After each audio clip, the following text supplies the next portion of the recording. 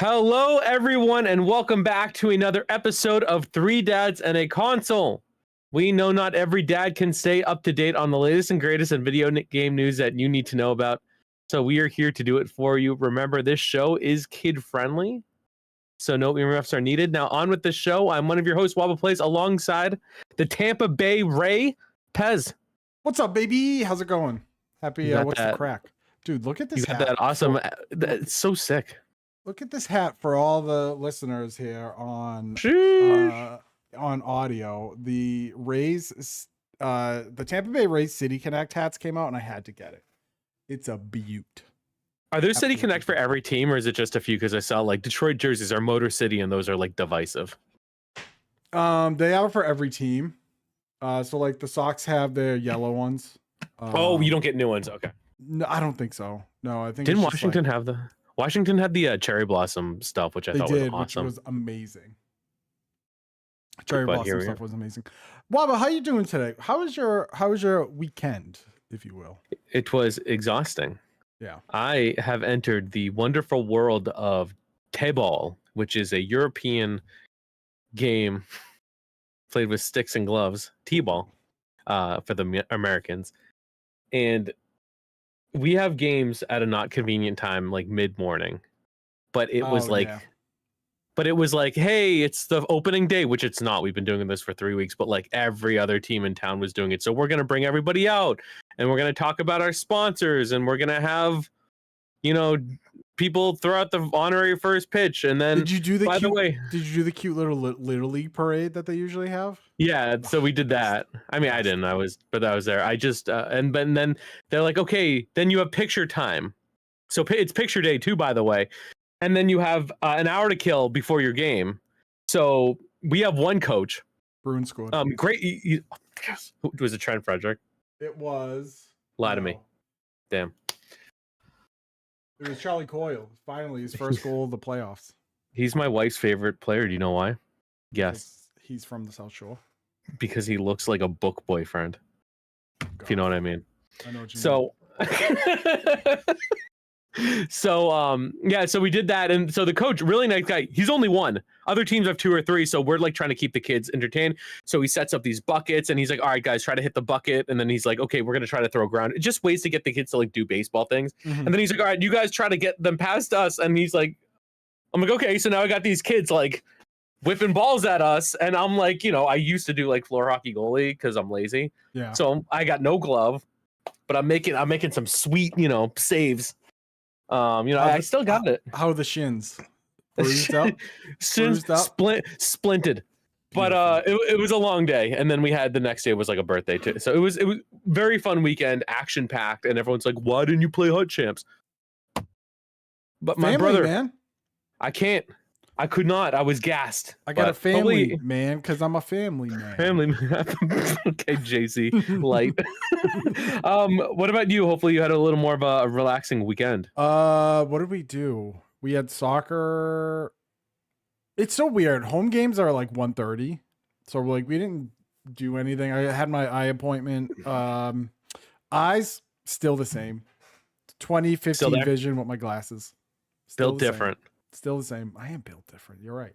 No macular degeneration X going on. Which is weird because you are a degenerate. Yeah, highly degenerate. So did not have to deal with that. Soccer at 1:30. Nice big dubby. And then Saturday night, I didn't do anything Saturday night. And then Sunday I ran my first in-person D&D campaign. So episode 1. DM'd an in-person D&D campaign for about 4.5 hours. It was awesome. Did they win? This is a campaign, so it's gonna It's ongoing. So now, do you purposefully try to screw over the party, or are you kind? No. I just want to tell a good story. So the goal is to tell a good story. So how do you do that? Well, in a session 0. So welcome everyone to the Three Dads and a Dice Roll podcast. Oh, if you haven't heard, I've been thinking about this name for a while.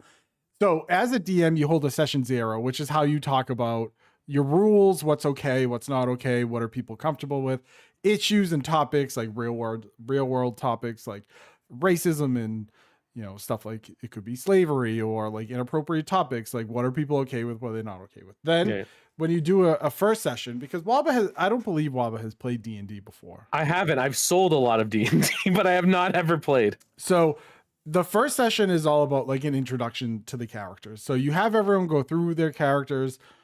In this campaign, they started in a city called Waterdeep. For those that need real world counterpart, you're probably thinking of like New York or like in LA. Hold on, Waba sent me something. They can't see that on the podcast. I can't address. I can't see it. Sorry, there's something in Discord. I can't address it out loud. I saw it, and then you started talking about figuring out what's like a comfort level, and you're talking about some really bad stuff, and I was trying not to laugh because all is this picture. You can say, for all the parents out there, you can say. You can say your own status and emoji in Discord, and mine is quite inappropriate. I'm sorry, no, you told a story, but like, what? It's okay. Waba saw it. I don't know what it was, and I saw the emoji. I took him off the rails real quick, and I am not sorry for it. He took himself off the rails. I didn't do it. Okay. I can't even communicate what it is to you guys. Go to Pez's Discord if you want to see a picture, because it's not going to be in ours. Oh, that was funny. Sorry, I interrupted you, but that, and then Corey's messaging like, what is? Yeah, poor Corton Punta Cana. Like, what are you two idiots doing? I can't leave you guys alone for 30 seconds. Oh my gosh. It's so good. I gotta send you a picture. It's so good. Your wife must think I'm the most grotesque. She dropped me a letter, as she does. She'll come down and get weights, and she goes, Court and Pez, you can become two dads and a console, Heart Queen. Beautiful. So apparently she thinks I'm not good enough. I'm not the one with the look at this. Hold on. Don't read it. Yeah, don't read it out loud. As you were. Why? I don't know. Because we value respect in this family. Anyway, so the whole thing is like introduce your characters. What do they look like? What are they doing in the city? And my brother's character, Whitey Baggins, who is a human rogue. He is racist towards dwarves. So I made his first encounter with a dwarven bartender, and it went completely off the rails, as one does. What was your character when you made it? So as the DM, I don't make a character, but I can tell you my first character was a half-elf dwarf named Popo Dribblescripts. Half-elf dwarf, half-elf bard named Popo Dribblescripts. He's still alive after 5 years of running a campaign. My second one is a barbarian in another campaign that I've been in for 4 years. He is a turtle, which is like a bipedal turtle. And his name is Eslag. And because he's a barbarian, and barbarians are typically dumb, he mostly speaks like Groot. I like that. It's great.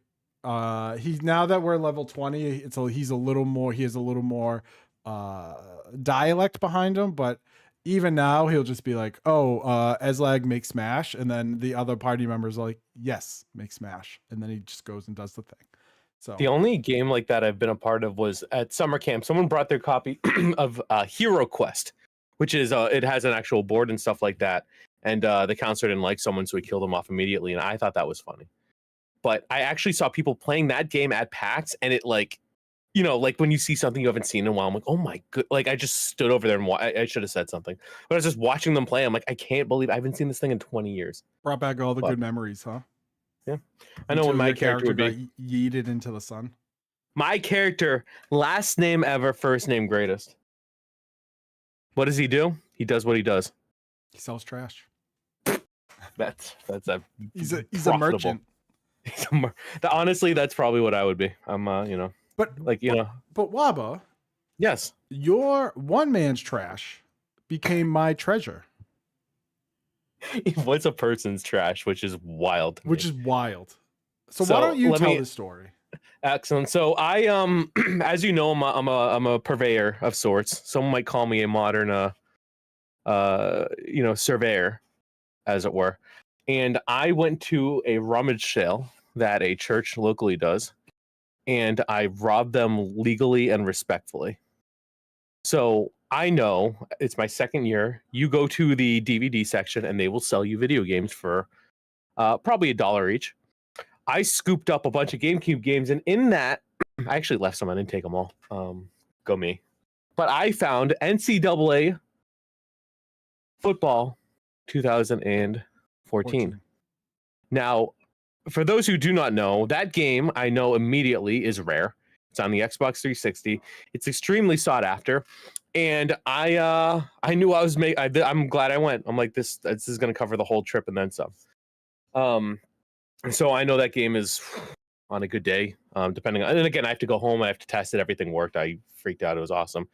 But I know that our friend Pez enjoys NCAA.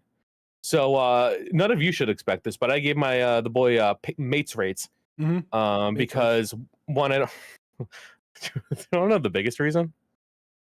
What do you think the biggest reason is? I gave it to you in cash, baby, cash money. Allegedly, the IRS listening. Allegedly, but yeah. IRS. Don't come for us. It was out of, let's just say it was out of the goodness of my heart. No, but it's because it's, why would I honestly, when I get stuff like this, and I've, basically like got stuff for you before, sourced for you, it's a small markup. If anyone out there is looking for something, let me know. Cause I Hike Shadow is taking advantage of this. Like I know you and I know it's going somewhere. One, I know it's going to someone I like, and two, it's guaranteed. So I don't have to sit on inventory.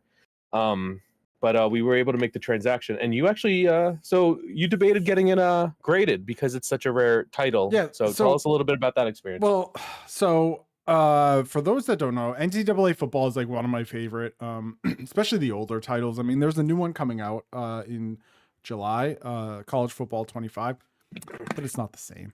However, I have my little NCAA collection. I have 10, 11. 5, the one with I think Reggie Bush on it. It's either 5 or 6. And I said to Waba right away I said, if you ever find 14 in the wild, let me know. We'll work out a deal. I'll pay you. Obviously, let's figure it out. So then, boom, happens. Okay. So I'm like, you know what? It wasn't in a case. Waba was like, get a case. I said, okay, got a case. Then I said, you know what? Let's just go get it graded. Why not? There are not many, according to Wada Games.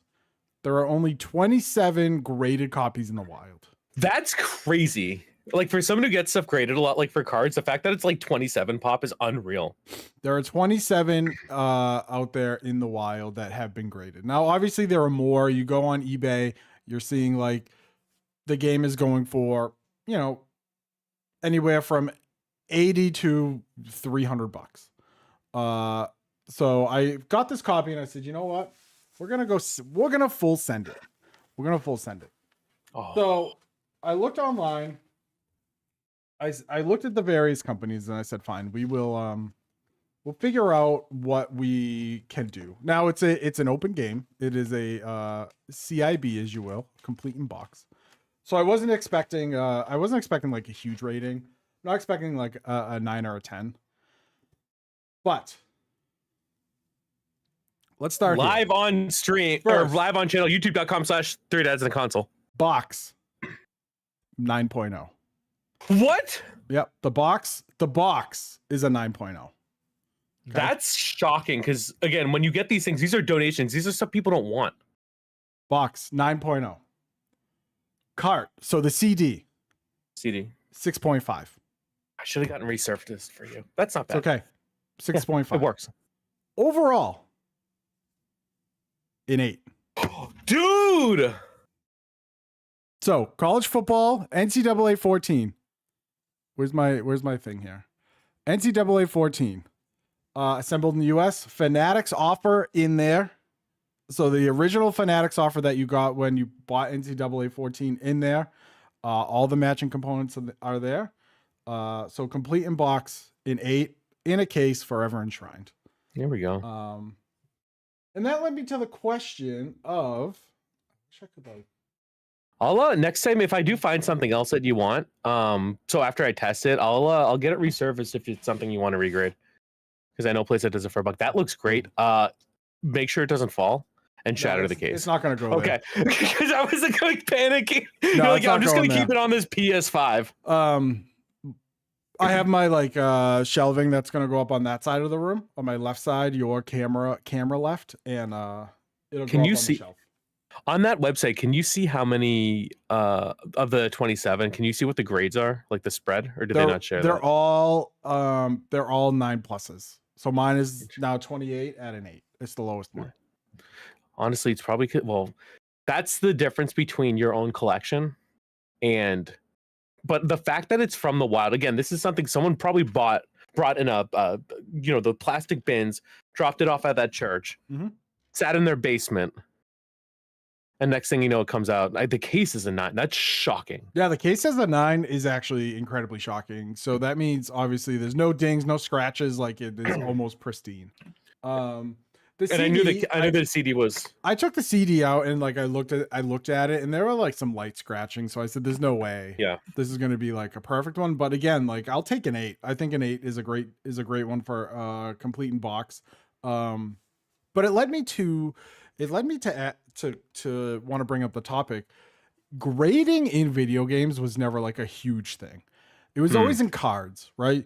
It's all about cards. By the way, I have a graded card coming of one Bobby Lalonde. Bobby Lalonde rookie card graded coming in the mail. I'm going to open it live on stream. That's fantastic. Live on 3 Dads. Because I wanted a copy of Bobby L's rookie card, because I think it's very neat that if your friend's dad playing in the NHL to have his rookie card. I think it's neat. So I was like, you know what? I found a good deal on it. I said, let's do it. So it should be, it's probably not going to be here until June because it's coming from Canada. So we'll see. Maybe it'll get here early. Maybe not. Who knows? So Waba, as someone who has done a lot of grading, this is my first time having something graded. Let me tell you right now, Wada Games, super easy. Went on their website, looked up, like I put in the value of the game. The shipping was a little expensive. The shipping was like $25, but that is because they also, to ship it back, that's because they also insure it if something goes wrong. I got to choose the style. I wanted like the old school style that they had. So, I mean, looks great. Now that's not loose, right? It's like if you don't shake it but like there's not a lot of give in that. I can't even hear it, right? No, there's none. So it's a case in a case. Because my feedback about PSA is there's a little bit of give. So I don't love that, but once it's in there, it doesn't matter what happens to it. Right. So but again, as someone who has many graded hockey and Pokemon cards, where do you sit on the fence of game grading? So I think it's interesting because video games are typically, and this is someone who doesn't open boxes, but typically they're meant to be used and not displayed. But I feel like as our generation gets older, they're doing that. Like they're switching from playing it to showcasing it. Now, I had all my games, again, before I thought we were moving on display, I had everything, organized. I had a whole bunch of like different, collector's edition stuff like that. But every single one, for the most part, was actually opened. So I think that grading is interesting because people are saying, I don't want to play this anymore. I'd rather be able to show it off. And I want to hold the value, which is something in collectibles that I think is really interesting, like the value of something. Especially something as mass produced as like something like for the most part, cards usually. It's interesting that people want to capture the value. Now with cards, it depends on how the player plays. With games, that's not the case. It's like about like rarity, and not just if it's rare. Like again, NCAA, like you can't get it anymore, but like there's some out there. But it's still like people, it's just a game that people like it has to do with like interest in the game and how people felt about it. Because it doesn't, I played it, right. It's not new. It doesn't play as new, but people just have good memories of that. And it's like that nostalgia is what really drives the value. 100%. And I think it's an interesting market to me. And I'm very much for it. more so for, I think 360 would be considered retro at this point. More so for retro games, even, and it might be on the cusp of modern, but grading new games I think is silly. Yeah, I mean, if you're out getting a PS5 one graded, see, like my other NCAAs, I wouldn't get graded. This one is special for a few reasons. One, the community still plays it, right? So for the uninitiated, there's a thing on the there's PS3 and Xbox 360 emulators. There's something out there called College Football Revamped, where it's basically an overhaul mod for NCAA 14 that is still alive right now. Like they update it season over season. Ton of people play it. If you watch people on Twitch and they're playing NCAA 14, 9 times out of 10 they're playing College Football Revamped. And despite a college football game coming out in July, this is, as we know, the last branded NCAA football game. So I think that makes it a collector's item by itself, is that it is the last one. But also I think there is a lot of, people still talk about, especially in the sports game world, people still talk about the old Maddens and the old NCAAs and how good they are.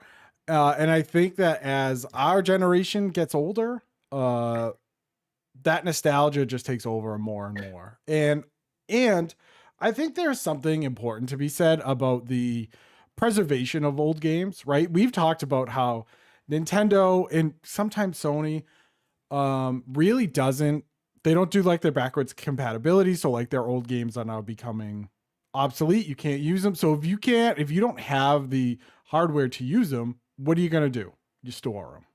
And if they're valuable enough, or if you perceive, like, I'm not selling this game, I'm keeping this. If you perceive it to be important enough that you want to just put it on your shelf and it doesn't get ruined, go get it graded or just get a case for it and take care of it. Preservation can be more than just, I want to play this game forever on my PS3 or PS3 emulator, right? So I think it's cool, and I totally get why people would get, like, especially like NES, Super NES, PS1, original Xbox. Like I get why you would want to get those graded, because eventually, if you do, if you have a sealed, let's say, Super Mario Brothers on the NES, and you want to get that thing graded, and then it's very possible that your next big purchase is funded by that game, so for some people it is a selling, and I think for others it's just the preservation of the media. And for a schmuck like me, it's just, this was one of my favorite games. Now I found it. Now I want to see the value of it, and I'm just going to hold on to it for whatever, Go ahead. No, it's interesting because, like, I know you're not looking to sell it, and I'm not going to convince you to, but the copy of it, your copy, is now inherently more valuable, right? And it will continue to be valuable because that game is so beloved. And I still think, especially because with the NCAA, there's a PC component, so that game has legs still. Yep. Which is why maybe you don't see that with other sports games. But like, when you send something to get graded, okay, so the card is now typical value plus cost of grading, no matter what. But now that you have an 8 is very good. Especially for something considered like, vintage retro. So I don't know, like, again, I've never looked up like value of graded games, but like, you can sell for more than what I sent to you, and probably more than what you paid for the grading, like, which is great. And I like that, I send things off, I have a bunch of cards. I don't intend to sell them. I just like you're protecting it. And no matter what happens, like, let's say, the value will always hold because someone's already determined that whatever's inside this thing is this. Yeah. And for me as a collector, that's like a really cool aspect where it's not just, it's a little bit of like validation. It's not like I just like this thing, so I think it's valuable. Right. It's an independent auditor also agrees with me that this thing is valuable. Like when I sent those Pokemon cards in, like two I was intending to sell. One came back at 10, 20-year-old card. I'm like, okay, like that changes the conversation. So, yeah, I actually have so at Super Mario 64, back when I lived in an apartment with my wife, like our first year together. She called me and said, check by the dumpsters. I know, don't judge me. And there was a box in front of the dumpsters of N64 game cases, empty. Really? So I should have taken them all. I took two. I took Super Mario 64. I took, or either Super Mario or Mario Kart. I think it was Mario Kart. I took Shadows of the Empire, one of my first 2 games I had. And then there's X-Men on Game Gear, which is so random, but I own it. So now I'm thinking, like, do I shove my game in there and send it off to get graded? Right. If I really want to play it, there's other avenues. And you know, that's the thing. Like, if I'm really like hankering to play NCAA 14, I'm going to play it on PC where I can get the upgraded visuals and the better camera and the mods and blah, blah, blah. And now I have a copy of it.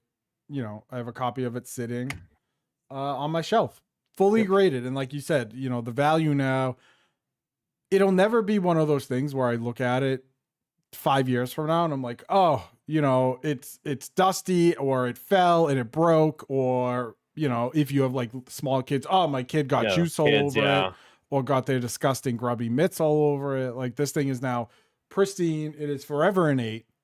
You know, it's forever an 8.0. And then whatever I decide to do with it in the future, like, its value is held at a certain thing, because again, they're not making any more. I think once college football comes out, if it's not good, people are going to pine for this game even more. Yup. And, you know, we know with the sports game communities that they get really excited and then they play the game and they're like, old one's better. I played, you know, Madden 24, Madden 05 still my favorite. Madden 04 is better. Madden 06 is better. Madden 10 is better. Like, everyone has their favorite. It's never like Madden 24 is my favorite. No. So I've said to people, like, don't get your hopes up for college football 25, because it's the Madden engine, and whoever the CEO is of EA, Andrew Ryan or whatever, he's going to come out and say whatever you want to hear, so you'll get super hyped and buy the game on day one, which I'm already going to do. I don't need him to tell me that. But if people turn on it and they say, oh, this is just a reskin Madden, my copy now is through the roof. Exactly. I'm just glad I went to, I'd rather go to someone especially something like someone I know, someone I like, instead of, you know, an extra whatever percent going to some rando. And frankly, someone who can scam me. Like, because, like, you know, the nice thing too is, one, you know, I picture this, like, I know I sent you it. So, like, you have proof that your copy works. Right. And that's also, you know, something that I don't know if a lot of people have. Like, yes, okay, just 6.5, but, like, it works, it runs. Here are pictures. Like, so. Right. Yeah. But yeah, there were people out there they scammed. Hey, Waba, speaking of things we like, can I tell you something I like that happened this week? Hades 2 came out on early access. It's alive. It's last week we talked about the tech test. Okay. We briefly talked, or 2 weeks ago, briefly talked about the tech test. Supergiant Games said, you know what? Tech test is done. We're just dropping it in early access. So I played maybe a half hour. I was trying to hold out until I got paid on Friday, and I said, you know, I can't hold out. I'm just doing it. Quote wasn't here to entertain me pre-show, so I had to do it myself. And game's great. Game's absolutely great. No official release date yet. It's only in early access on Steam. But if you like Hades, you're gonna love Hades 2. Great music. Storyline basically is no spoilers because you get it right in the beginning, but Kronos has Olympus is burning, and Kronos has done something with Hades, with Persephone, with Zagreus, and you play as Hades and Persephone's daughter, Melanie. Melanie. I don't know. I just call her Mel because I can't say it. Or Melon. No. Anyway, you play as Mel. And like I said a couple weeks ago, as like Kronos was taking the family away, the Witch of the Crossroads, Hecate, basically captured or freed, however you want to look at it, freed Mel from Kronos, and now her goal is to defeat Kronos. And there's that, like, you know, you see some of the gods you already know, like I've already run into Aphrodite, I've already run into Poseidon, and then there's a bunch of new ones that I'm not going to spoil that have some really good stuff. They changed up some of the mechanics. So in the first game, it was attack, cast, super, and then your dash with Zag. Now it's attack. Your cast is a spell because she's a witch. So you do like an AoE cast instead of a direct fire out cast. Charge, and there's a sprint mechanic. So you can dash with A. So I'm playing on Xbox controller because if you play these games on a keyboard, you should be in a padded room somewhere. A or X is your dash, and then you hold it and you sprint. So there's now it takes a little bit to get used to because you have like your enemies now do these like AoE, but also like turn, like they fire and turn, so you have to like run in a circle away. So it takes some time to get used to, but it's a great game. $30. It's still only $30. Early access $30. If you have Steam, go pick it up. You're gonna love it, and it's already Steam Deck verified. Wasn't there some crazy statistic about the player base in terms of like how many people are checking it out? Like it's like their highest. Like after day one, it was like the highest amount of people that's been playing one of their games of all time. Would not surprise me. Like concurrent players on Steam. Would not surprise me.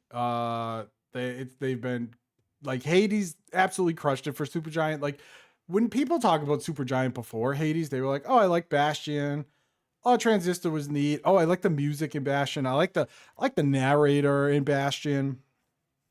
Pyre, like I wasn't a huge fan of Pyre. But it's like Pyre was cool. It was like kind of different than the other ones, and then Hades came out and blew the roof off of Supergiant Games. And this is their, like we've said before, this is their first sequel. They usually do not do sequels. They just move on to the next one. Music's great. Daniel Korb crushing it. His, as he said, Mediterranean Prague Halloween rock absolutely slaps. That's what he called the first one. It was like, yeah, Mediterranean Prague Halloween rock, I believe is how we put it. The music's great. Some tracks reused from the first one, which are like a warm hug. Some brand new tracks. There are some chunky bass lines in there. So if you like bass, little boom, boom, boom, boom, then this is gonna be for you. Play with some headphones. It's a great. It feels familiar, but also refreshing, if that makes sense. That I loved listening. I got to see that studio at PAX. I actually went to so they had a concert, which you can actually find on our YouTube, youtube.com/2000aconsole. And after they said, if you want to meet the, Korb and, some of the other folks, just get in line. And it was outside like the main hall. And the line was huge. And basically you could buy merch and like have them sign it. And, people were taking their time. I mean, it's fine. But I stayed super late, and at 10 o'clock, or like 11 o'clock or whatever, they're like, hey, we're getting shut down. So like you just waited 2 hours and you can't do it. But we're giving out these posters. And I don't like, it was someone from the studio doing it. He goes, bring this poster with you tomorrow. Come to our panel. After the panel, there's going to be a side room. Bring this poster and we'll let you in and you'll be able to get it signed. Let's go. Free poster. And, you can, it was great. And it was great to interact with them. And I wasn't like upset. I know some people were, but like the city of Boston is shutting this down. Right. Like it's not like it's like the police are here and they're like, you can't have this open this late. Like it's past, the hours that we promised our neighbors. And they made it right. So like it's just things like that show like how much they care for their fan base, because that was a merch line. Like that's just but like they didn't treat it as a like way to make money. They treated it as a way to like let fans. Right. It was like a meet and greet. Exactly. That's exactly what it was. And like, I don't mind like buying something in that. It's like, yeah, you're paying for their time, like, support the studio directly. So that was a really cool thing. And ever since then, I've explored all their games. I still need to, finish Hades. Just because I mean, yeah, you do. With the NHL's winding down, so that's going to be one of my summer games. But yeah, it is. I'm excited. So I'm glad to hear that you're liking it, because loving it. And I'm not surprised. I'm pretty sure it would run on your PC if you wanted to get the second one. I hear I have a pretty good graphics card. I mean, it's definitely met the end of its life, but it'll serve you well. Oh, that's okay. Well, I mean, the GTX 1080 came out 6 years ago? Yes. But it's still a beast. It will serve you well for for a few more years. I still love that the first games I bought with these was Return to Castle Wolfenstein and Diablo Probably 2. some visual novel we can't talk about. Probably as lewd as my little saying over here in Discord. You want to know the best thing Steam did? Was letting you hide your library. Allow you to hide your shame. Allowed you to hide your Steam shame. They're so smart. But shout out Steam. Shout out to Steam, who listened to all the weebs complain that they don't want their friends to see them playing whatever they're playing. Obviously, wholesome content. Wholesome. What else has been going on? Oh, we can get to random about this, but yeah, there's been stuff going on in the video game industry recently, and you can hear all about it on Twitter. We're just gonna kind of share our take about it. If you want like the news and the details and stuff, again, plenty of articles out there. But Xbox is basically acquiring studios, and then they come out with a game and then they shut them down. And horrible. I saw someone, was it Riley Little, who had this? He's like, it's like Xbox bought the ingredients to a peanut butter and jelly sandwich, but then they forgot to buy the peanut butter and just said, let's throw out the bread. Yeah. I love that analogy I saw on Twitter. I think Riley Little. So they shut down Arcane, and they shut down the folks who created Hi-Fi Rush, which is a game that we've talked about. I believe. Tango Gameworks, who also made, is it Evil Within? Yes. Both, I think the first and second one. And they had another game that I hadn't played that one. But Hi-Fi Rush, critical success, commercial success. And they said, we're done. Pez, do you have any thoughts on the matter of good game studios getting shut down? Yeah, I mean, it just is like, can we stop? Can we please stop either allowing mega corporations to buy up small studios and then wipe them off the face of the earth? Or can we please do something so these poor game developers don't have to live in fear that their job is just going to be taken away every day? Like, they work their butts off for this game. This game comes out. You have a game like Hi-Fi Rush that has been Xbox best reviewed first party game. Hi-Fi Rush is Xbox best reviewed first party game like this generation, right? Like a 97 or something like that. People had it as game of the year, came out of nowhere. So that brought the hype up even more. And then all they did was like shut it down because they have to, make the shareholders happy. Like, Phil Spencer has never come out. You got nerds online being like, well, I know Phil Spencer and this probably crushed him. And it's well, you know what? Read the room, my dude. There are studios being shut down left and right. People are losing their jobs left and right. And there is seemingly no reason for it other than we're going to cut overhead. We're going to maximize our profits for our shareholders. And like, that's it. And you know what? That the video game industry is going to suffer from it because either you're going to have a ton of these like studios being shut down, or you're going to have you're going to have indie developers who are going to want to be purchased by a big studio. They're going to say no, but then because there are so many indie games being pumped out, their game has a very high chance of getting lost in the minutia. And it's just like, there is absolutely like no plan for any of this. It's just Sony buys studios, Sony shuts down studios. Xbox buys studios, Xbox shuts down studios. Like, it's just EA buys studios, EA shuts down studios. It's just like, it doesn't end. It never ends. It's just this whole, and when they buy these studios, they feed you all this line of garbage that's like, we're here to make good games. We're here to push innovation. We're here to do this and do that and blah, blah, blah. And then all of a sudden you find out like, hey, Arcane actually came out and said, we don't like Redfall. We think Redfall stinks and we need some more time with it. And Xbox was like, put it out. We need a game in the second quarter, put it out. And then it's not good. It basically craps the bed and then you shut the studio down. These are the same guys that made games like Prey, right? Like actual good Prey games. Was it. Yep. Actual good games. And all of a sudden now Arcane's getting shut down. Tango Gameworks. Xbox comes out and says, we need a bigger foothold in the Japanese market. So what do? They acquire a Japanese studio who puts out an incredible game and then they shut it down. And then now Phil Spencer a year from now is gonna come out in his like jean jacket and his like Affliction t-shirt in his running pants, and he's going to be like, we here at Xbox think that we are going to innovate and we're going to buy another studio, and then everyone's going to lose the hats to the ceiling, and then in a year after that it'll get shut down. You, Waba, what do you think? Because I'm a little hot now. The accountability is what blows my mind. So there's two parts to it. So again, Redfall was not a good game. I like I feel for the people from Arcane, but I can understand that decision a little more, having a game that wasn't received well. Granted, Xbox is a reason for that, but to see Tango, that was when I'm like, okay, this isn't just a performance based.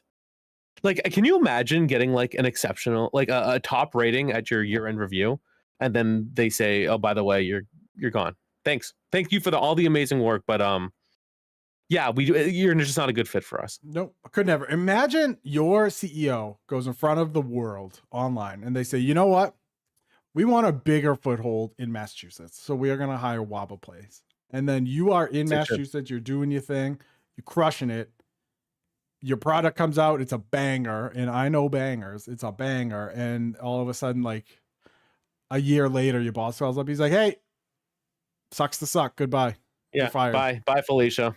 Unreal. Unreal. But the accountability is crazy. Like, I feel like there's nobody. So they buy these, like, it doesn't matter if you do great or bad.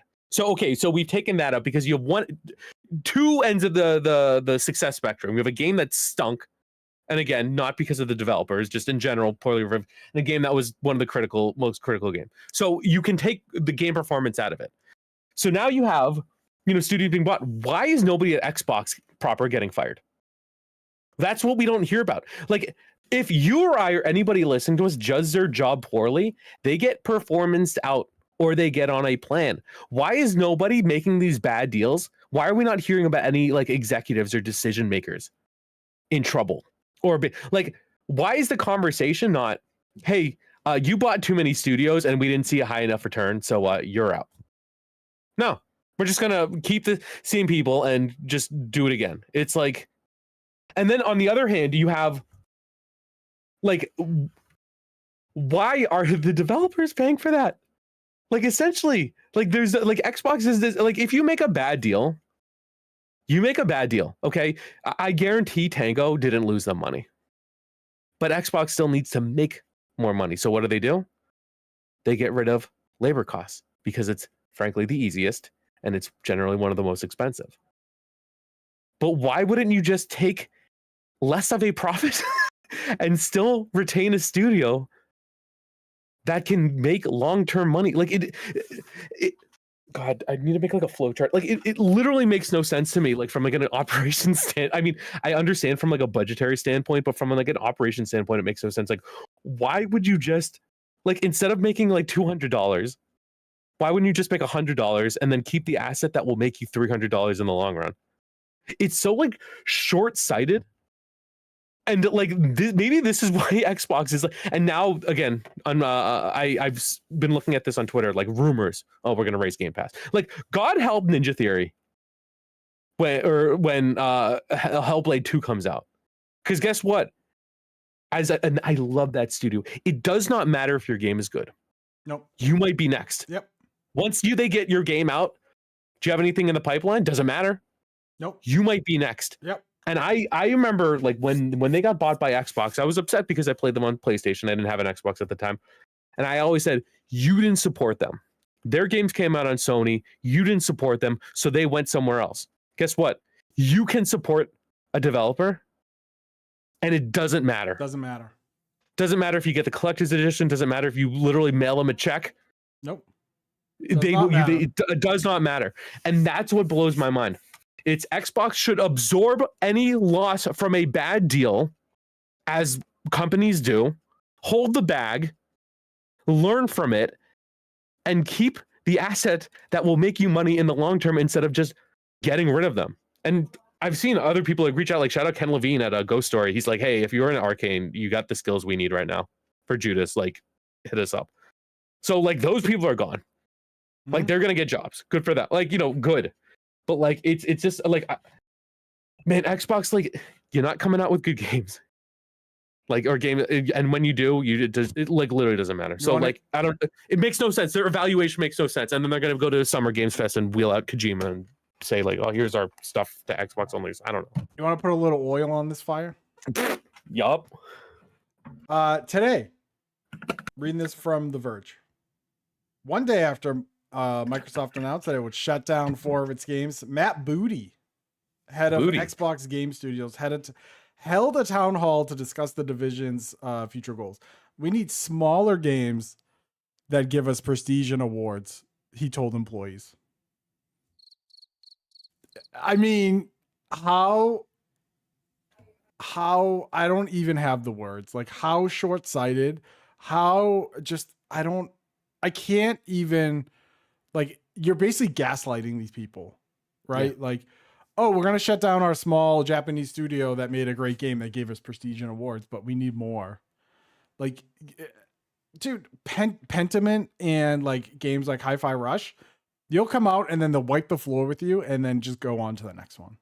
Dude, it's literally like cyclical, like hiring, like what you see at companies where they fire someone and then they realize 2 months later that they don't have enough people to maintain like their service levels, and then they just hire new people. Except loading costs and training and all that stuff take like more money than if you just retained the person. Right.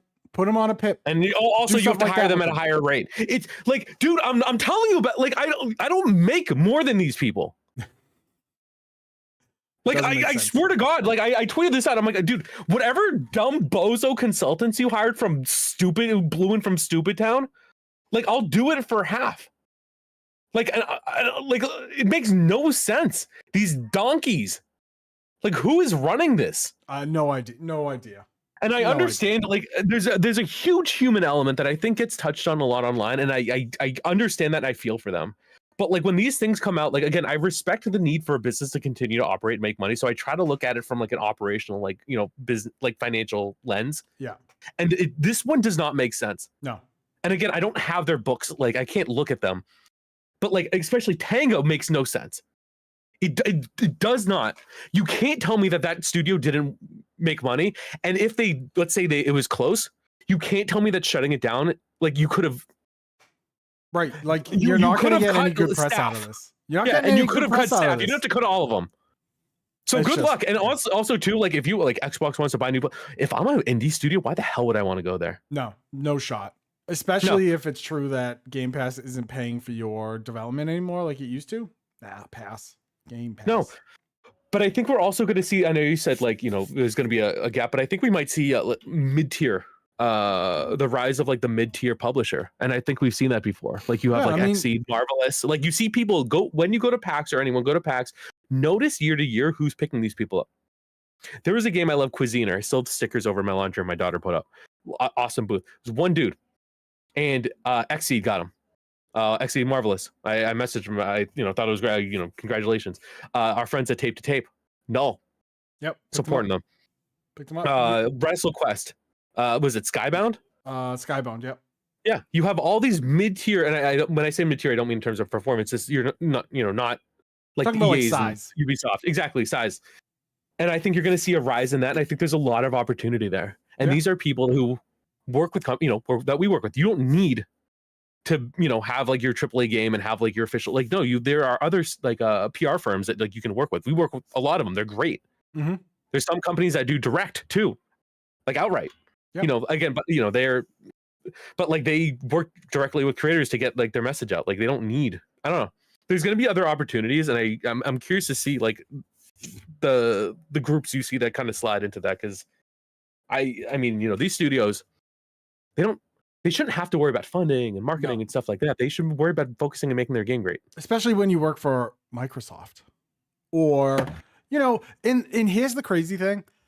These studios these publishers do this all the time. Look at the stuff with Arrowhead Games and Helldivers 2.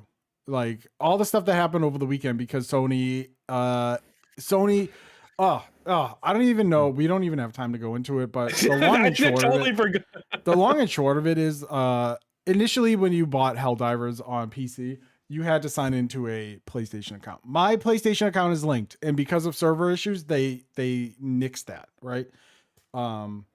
And then Sony said, all right, you have until May 30th, starting May 30th or May 31st or whatever. You have to go back and link a PlayStation account. There are countries that this game is sold in that does not have the PlayStation Network. Yeah. China's probably the biggest one. They have to VPN into Hong Kong to be able to do something like that, which is, I'm assuming not everyone knows how to do that, and I'm assuming illegal because that's a separate country. You don't have enough social credits. You ain't doing nothing. But this brings up the thing of like, you sold this game, and this is not on Arrowhead Games. Arrowhead does not, they make the game. The publisher and then Steam, the distributor, are the ones to blame. And ultimately that's on Sony, because Sony goes to Steam and says, hey, sell this. This is where we're selling it at. So if Sony's just like, sell it, Steam's going to go, great, we're going to sell it. Everything will be fine, sell it. And if they don't say like, hey, actually you now need a PSN account, what happens to everybody in Southeast Asia or China or wherever that can't legally get a PSN account? They put in hundreds, maybe thousands of hours. They've dropped money into the game with premium war bonds. Like, what do you then do?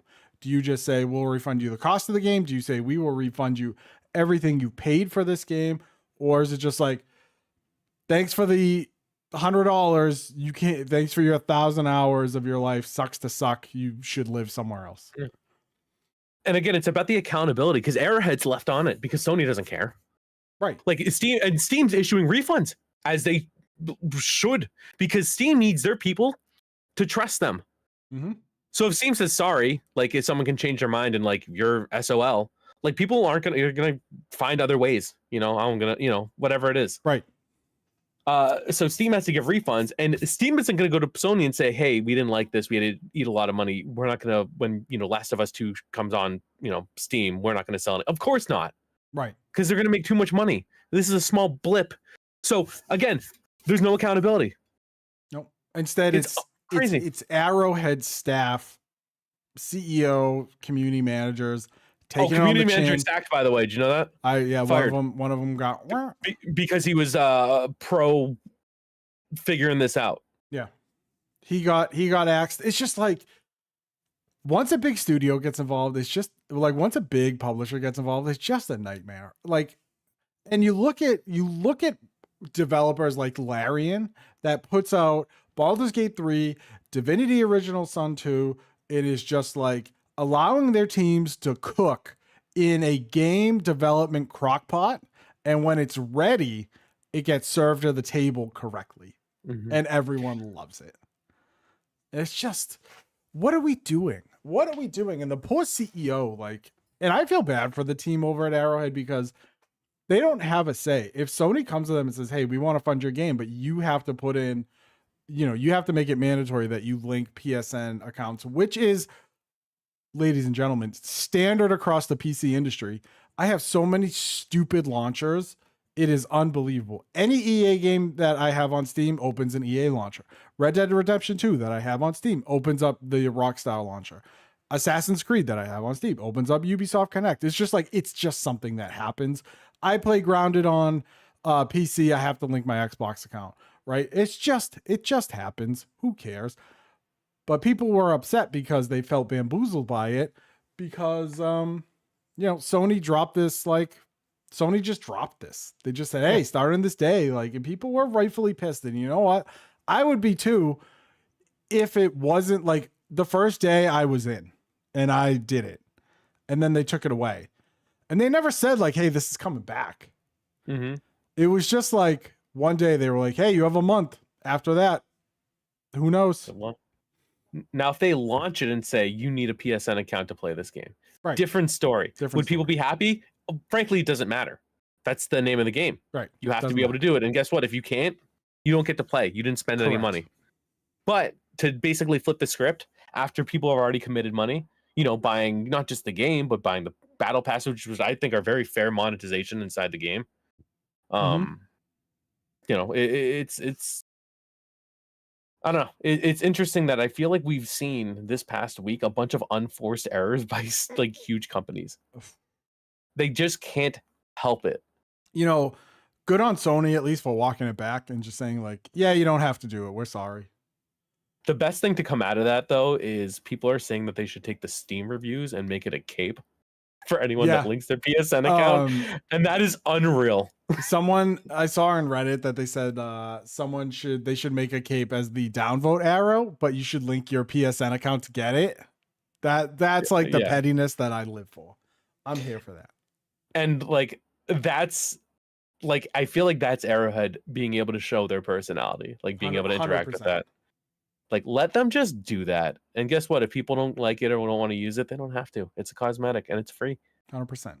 Shout out. 100%. I mean, Arrowhead, great. You know, I hope things work out because your game slaps. It does. Give us some more content. William, I'm ready. I'm ready. Ready for a Hive Lord.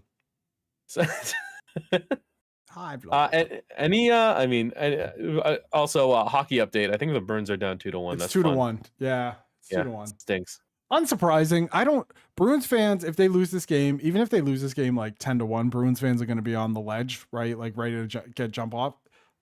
Waba, what is your goal? What is the goal, the minimum goal as an away team when you are playing the home team in a series? What is the goal? Steal a game. Steal one game. Split the series. Split the first 2 games on the road. And they've already done that. So they're already playing with house money. Because then you go back to 2 games in Boston. Actually, it's like 3 games in Boston and now 2 games in Florida. Right? After this game. So if you go in, sweep them in Florida? If you go in 1-1, if you go home 1-1, it's like, boys, you got 3 games at home. If it goes 7. They only have 2 more at home. And just don't get blown out. You have the advantage. Yeah. This Florida is pooped themselves 5-1. This is for this game too, this is house money. You can win it, you can lose it. Either way, I'm looking at the series the same because you're coming home tied 1-1. Yep. You come home down 2-0. You're like, oh, this isn't looking good. You come up, you either split or you come up 2-0. You're like, beautiful. Couldn't have happened any better.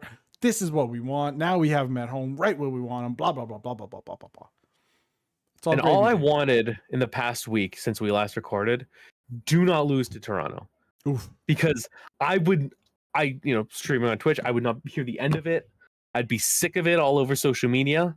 That's not how things should have been. And it thankfully was not. And diehard Leafs fan would have been. UG is a very self-deprecating Leafs fan. Yeah, he's a true Leafs fan. Just like we're true Bruins fans. Quite self-deprecating. Yeah. No one, I've always said no one hates Bruins fans like Bruins fans. No one hates the Leafs like Leafs fans. That's true. But man, oh man, there's a video of when they lost at that like Leaf Square. And I watched it 30 times looking at a different person every single time on that. Inject that into my veins. Oh, all day, every day. Like I would OD on that. Like, let's go. I know we have a lot of Toronto friends.